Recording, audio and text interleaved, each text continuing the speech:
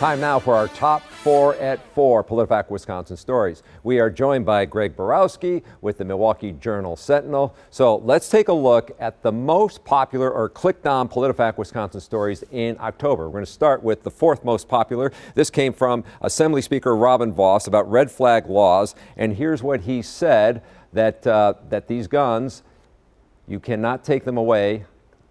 They take it away first, then you have to get permission from a judge to do it. What did you find on this? Yeah, this is real timely because this is what's supposed to come up in tomorrow's special session.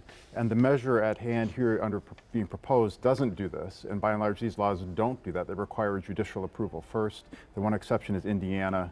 So we rated this one mostly false. Okay, so let's take a look at, again, Politifact rated this one mostly false. Let's move on to the next one. Republican Senator Ron Johnson claimed Republican policies have led to business investment growth that's 10 times faster than what we saw under President Obama. That's a lot of claim there. There is, and you would think a statistical claim like that would be easy to nail. In this case, it really wasn't, because he took just the last 2 years of Obama's term and compared it to the first 2 years under Trump, but he stated it as Obama's full term. And when you look at the full term, it's a much more even picture than was presented. All right, so when Politifact Wisconsin rated this claim, they found this one to be mostly false. Let's look at the second most clicked on item. Republican Congressman claimed that millionaires are eligible for food stamps, but Donald Trump came along and decided to put a stop to it. This was Glenn Grothman who said this. Right. There's a whole lot of truth here. You have to think about it as this isn't income, this is assets. And some states test for assets, Wisconsin doesn't. So if you have a bunch of money in the bank or you're a lottery winner,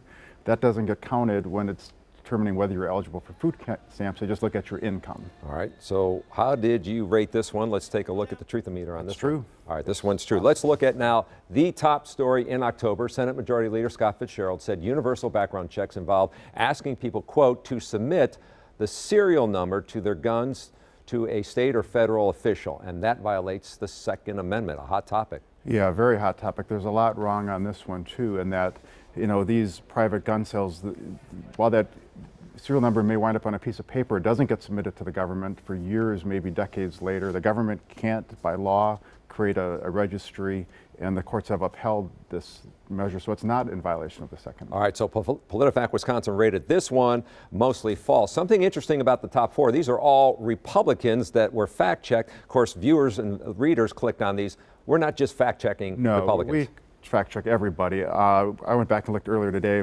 From March till today, we have about 26 Democrats we fact-checked claims from, and 28 Republicans. We try to keep that even. I like that. And this year's month's fact checks are Trump, guns, welfare. Those all are the big issues. Rise to the top no matter exactly. who's making the claim. All right, Greg, thank you very much for coming in.